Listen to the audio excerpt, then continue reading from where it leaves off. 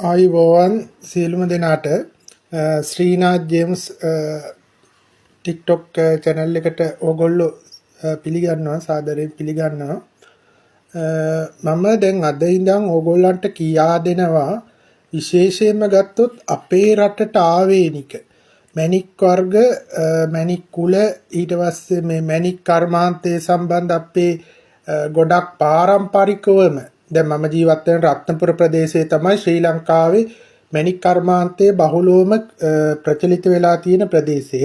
මේ ප්‍රදේශයට ආවේනික යම් මැණික් කර්මාන්තයේ කරන විවිධ දේවල් එතකොට මැණික් ව්‍යාපාරය කොහොමද කරන්නේ අලුතෙන්ම කෙනෙක් මැණික් ව්‍යාපාරයට එනවා නම් ඒ මැණික් ව්‍යාපාරය කොහොමද කෙටි කාලයක් ඇතුළත සාර්ථක කරගන්නේ එතකොට ඒකට මොනවද ආදුනිකයෙකුට තියෙන විශේෂයෙන්ම අභියෝග.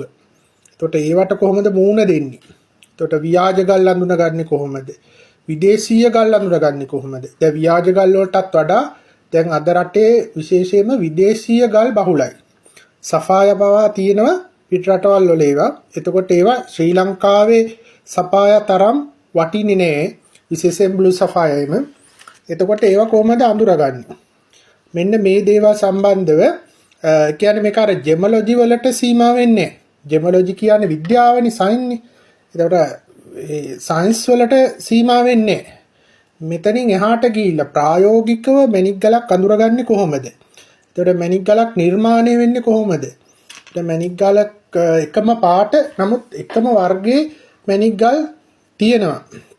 එතකොට එකම කුලේ එක සමාන පාටවල මැණික් වර්ග කිහිපයක් තියෙනවා.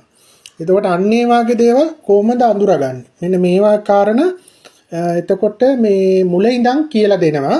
විශේෂයෙන්ම මේ ඉදිරියට මම ඉදිරිපත් කරන වීඩියෝ වැදගත් වෙන්නේ අද ගොඩක් රටේ මේ අලුතෙන් මැණික් ව්‍යාපාරයට පටන් ගන්න අලුතෙන් එකතු වෙන්න එන මේ ගැන පෙර දැනුමක් අවබෝධයක් නැති ගොඩක් අය ඉන්නවා. අන්න ඒ අයට ආධුනිකයන්ට විශේෂයෙන්ම වැදගත් මම අපේ ප්‍රදේශයේ සහ අපේ පෞල් පසුබිමත් එක්ක මේ මැණික් ව්‍යාපාරය සම්බන්ධ මම ඉගෙනගත්ත ගොඩක් දේවල් ඕගොල්ලෝ එක්ක බෙදා ගන්න කැමතියි.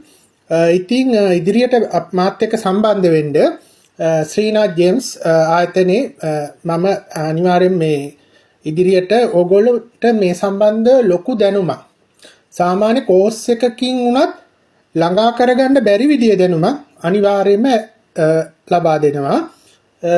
ඉතින් මාත් එක්ක එකතු වෙන්න. බොහොම ස්තුතියි.